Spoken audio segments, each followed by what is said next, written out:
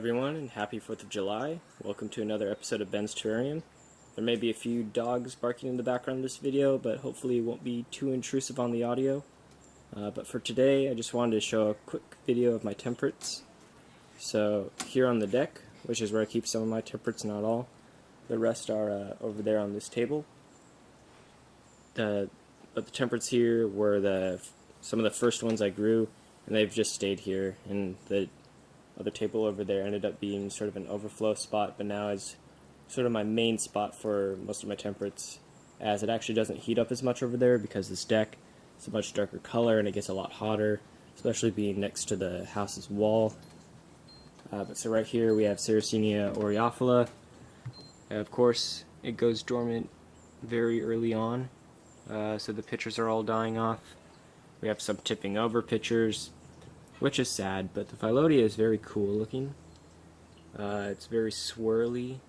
I don't think other pitcher plants have this sort of weird swirly Phyllodia, but I like it. And over here, another Sarracenia, one of my first, Sarracenia leucophylla tarnock.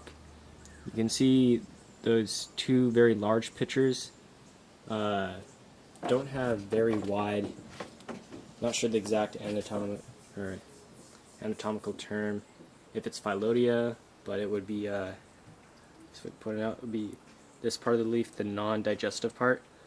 The non-digestive part is very large on the second round of pitchers. And I think that may just be because no matter how much light it gets, all the food that these pitchers catch, which they're pretty much lined to the brim with, means it's going to not want to take in as much food and just get more light to use all that energy. But it seems that it is dividing, making a second growth point right now. Very exciting. Here is Flava rugelii. Not sure how you say that.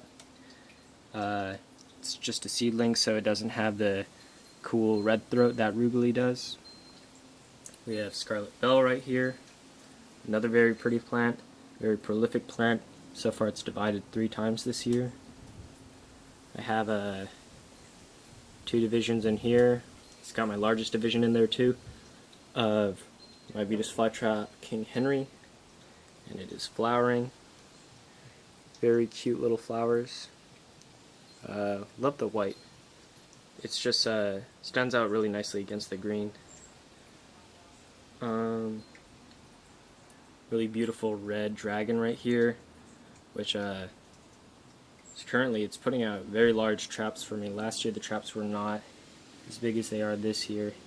Of course, I haven't been growing for quite a year yet, so who knows, maybe I just got a younger plant. I'm not too sure with these yet, but here's my thumb for size comparison. So it looks like it could be a good inch on there. And like my King Henry, it consistently puts out large traps despite flowering. Some very pretty flowers on here. Down there is what I believe is Drosera, not Tracy, but Drosera filiformis.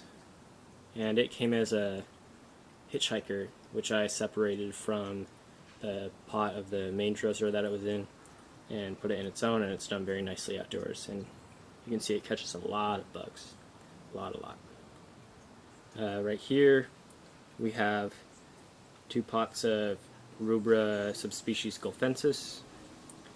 And what seems to be this empty pot right here, I don't know if I can get a good look at it. Try to zoom in the best I can. Oh, it's getting a little windy. Should have put the pop protection on the mic, so hopefully that doesn't turn out too weird on the audio. But here's a Venus flytrap seedling.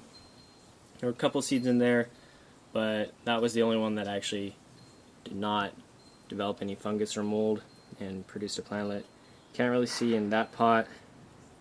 Zoom doesn't seem to want to function that far in, but there are a couple of very tiny Venus flytrap seedlings in there as well. Of course, some more divisions of King Henry. And in this moss down here, I have a few other hitchhikers, which I believe are Drosera intermedia, and the Drosera in with the rubra is Drosera intermedia. So, alright, if we just turn around, whoop, head down here, we'll get to some more temperates. Of course, here's another Oreophila. Here's some unknown hybrid that looks like it has Oreophila in it. It's very large mouths on it. I like it a lot. Right in between that hybrid and the Oreophila is a very complex hybrid, but a very pretty one. Can't quite read the tag, so I'm not exactly sure what it is. I haven't memorized it, but it's a very nice plant. Then right in front of it is another unknown hybrid, which seems to consistently make these weird tucked lips, but I do like them. So it's another very pretty hybrid. Some Venus flytrap seedlings in here. What's really cool about these ones is, I'll see if I can zoom in, there's one that consistently makes some cup traps, which is really awesome. But the rest are also your standard flytrap seedlings. It should say right there, it's a cross between Low Giant and B52. Here I have some seed-grown Drosera intermedia, one of my favorite temperate Drosera. These are all really picking up the pace now. They're originally a little slow, but once it started heating up and they got to a certain size, that they really started to grow a lot faster. Another Rubra gulfensis. Right here is one that seems to be just adapting to the outdoors. When I got it, didn't really have any good leaves on it, but this one is Drosera capensis wideleaf. I have some other capensis that were hitchhikers that were not doing well in their sphagnum media, so I repotted it into peat. This didn't really have a label on it because they came from what I think were open pollinated, but we're pretty sure that these are Sarracenia purpurescens. These are Sarracenia rosea. And from the person who grows a lot of Sarracenia who had these, says that purpurescens is typically always glabrous, and you can see it's got very waxy pictures. And Sarracenia rosea, I think you can tell in the video, well, one, it should have not as closed up hoods as that, but and wider lips, but it also has glabrous picture, or not glabrous, but villose pictures, so they're hairy. Doodlebug right there. I really like the orange on this plant. Excited for this one to get bigger. Venus flytrap. The tag was lost from the person who gave it to me, but we're assuming that it is a dente. Could just be some sort of seed grown. Right here, some Drosera scorpioides, which I all grew from Game, and these have done really well outside for me. In my climate, the days can get up to high 80s.